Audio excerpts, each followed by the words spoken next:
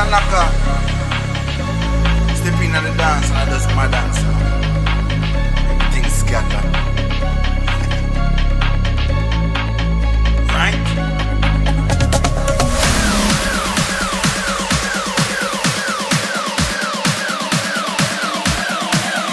Right?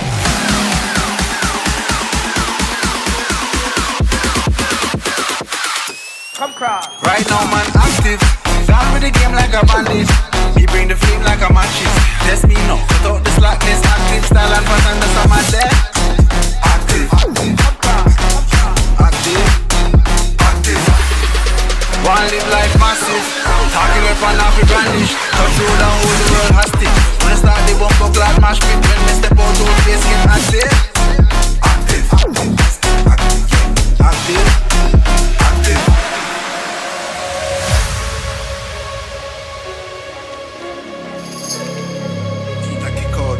Hey, get your style now. Clocks on the east side. Bad bitch on east side. Big split, chillin' on the beat. Kasama na naman natin ngayon guys ang pinakabagong The Pinnacle of Hyper Underbone. So kung natatandaan nyo guys, na-review natin yung 2024 model RAG Edition. This time naman is yung Sports Edition. So ipapakita ko sa inyo guys yung difference ng RAG Edition at saka ng Sports Edition. So ito yon.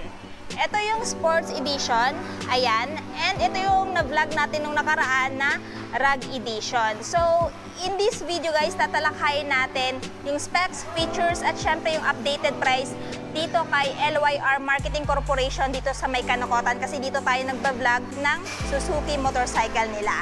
So, without further ado, let's start this video. So before ang lahat guys, dito na muna tayo mag-umpisa sa kanyang technical specification. Of course, the Suzuki Raider 150 Sports Edition is powered by 147.3cc, 4-stroke, dual overhead cam, 4-valve, at may lakas na 13.6 kW at 10,000 RPM and max torque of 13.8 Nm at 8,500 RPM. At meron din po ito guys na compression ratio na 11.5:1. At syempre hindi na mawawala yung kanyang liquid cooled. So meaning kahit ilong drive mo to guys, makakasakang hindi na po mag-overheat yung makina nito. It's because nga po siya ay liquid cooled na at fuel injected na din siya. So pagdating naman guys sa kanyang fuel tank capacity, meron siyang fuel tank capacity na 4 liters at yung kiniklaim ni Suzuki pagdating naman sa kanyang average fuel consumption is 50 km per liter.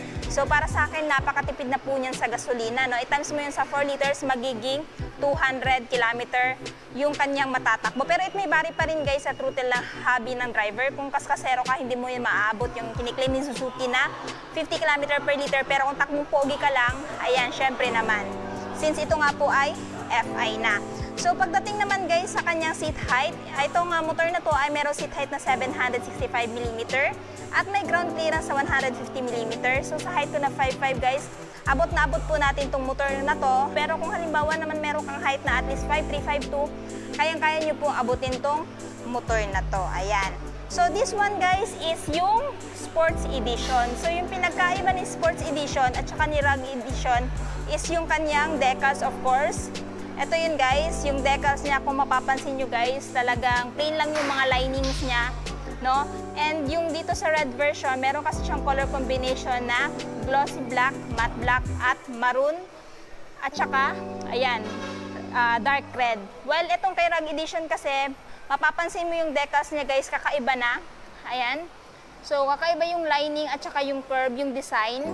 So, yun po yung pinagkaiba nilang dalawa, yung decals at saka yung color lang naman. So, balik tayo dito sa kabila natin ni-review. So, pagdating sa headlight, same lang naman sila guys, no, ng design. At the same time, same lang naman sila naka-LED headlight. Turn signal is naka-halogen pa rin or naka-bulb type. Tapos, meron pa rin naman siyang pride of ownership dito, yung kanyang brand na Suzuki. And dito, ginamitan siya ng telescopic fork suspension with single disc and dual pat piston brake caliper. So, pagdating naman sa front, meron siyang tire size dito guys na 70/90/17. Ayan, at ang brand ay IRC and of course, tubeless na din. So, comment down below guys kung gusto nyong i-upgrade to ni Suzuki ng ABS version since ito po guys ay still hindi pa rin po naka-ABS. Pagdating naman dito, ganun pa rin naman yung design niya guys. Nandito pa rin yung radiator niya. So, if ever bibilhin nyo itong motor na to, if I were you, pakabitan nyo na lang din ng radiator cover nang sa ganun hindi po Ayan, may UP-UP ito. Kasi pag sa tamaan to kahit maliliit na bato, na UP po kasi ito. So, experience ko yan guys sa dati kong Raider 150. Tapos yung horn, ayan, maganda, may harang na din. Pamprotekta yan sa mga bato-bato. Tapos ito yung kanyang undercowl guys. And mapapansin nyo guys, napaka-astig po ng decals nitong kaya Sports Edition, no? Minimalist lang din yung design, tamang lining lang din at saka tamang kulay. And for me, since I love red color, talagang nagagandahan po talaga ako dito sa Sports Edition na color red. Ayan. Tapos dito, ayan yung kanyang decals na Hyper Underbone. And dito, yung pangalan niyang Suzuki, tapos yung pangalan niya Raider R150 pa rin. And basically, yung nakalagay dito is yung kabilang doon sa kanyang mga specification like dual overhead cam, 4-valve, Suzuki Advanced Twin Spar Frame at yung kanyang transmission na 6-speed. Well, dito naman, yung napakahaba niyang pangalan at saka yung kanyang liquid cooled. Ayan. So, comment down below guys kung nagustuhan niyo po itong bagong decals ng Sports Edition na Raider 150 Fi. Pagdating naman dito guys, hindi pa rin naman tinanggal yung kanyang kickstart. And for me, goods na goods no, para pag halimbawa madiskarga yung baterya nyo, meron pa pag-asa guys na mapapaandar yung motor ninyo. So, nandito yung brake pedal. Ayan, apakan ng driver. Foot peg ng angkas of course. And yung sa tambucho niya guys, ayan, meron ding heat guard para pamprotekta sa legs ng angkas mo at saka sa legs mo. Ayan. So, silver yung datingan, exhaust hand cap, silver din, tapos nakamat dito banda. No? And balik tayo dito sa may kanyang panel guys. So, pagdating sa kanyang instrument panel, so, hindi po natin makita yung kanya information kasi saka lang po daw nila to ina-activate pag once na purchase na. Pero, same pa rin naman guys, kagaya ng dati, wala naman pinagbago dito sa kanyang instrument panel. Ang napansin ko lang dito sa 2024 model na Raider 150 Fi, malambot na po yung mga buttons niya, di kagaya dati na medyo matigas. And for me, napakagandang upgrade din nun dito sa motor na to. Pagdating naman sa grip, same design at saka napaka-responsive din. Ayan. Sa mga levers, naka-glossy black. Tapos yung button dito guys is electric start. Sa left side button and switches guys, meron siyang patayan ng ilaw. Ayan, tsaka patayan dito ng ilaw dito sa dashboard. Tapos nandito yung kanyang high beam, low beam, turn signal switch, off. Tapos yung kanyang horn. Ayan, yan lang yung button na makikita mo guys. Tapos pagdating naman sa kanyang side mirror, ito po yung napaka-astig niyang side mirror.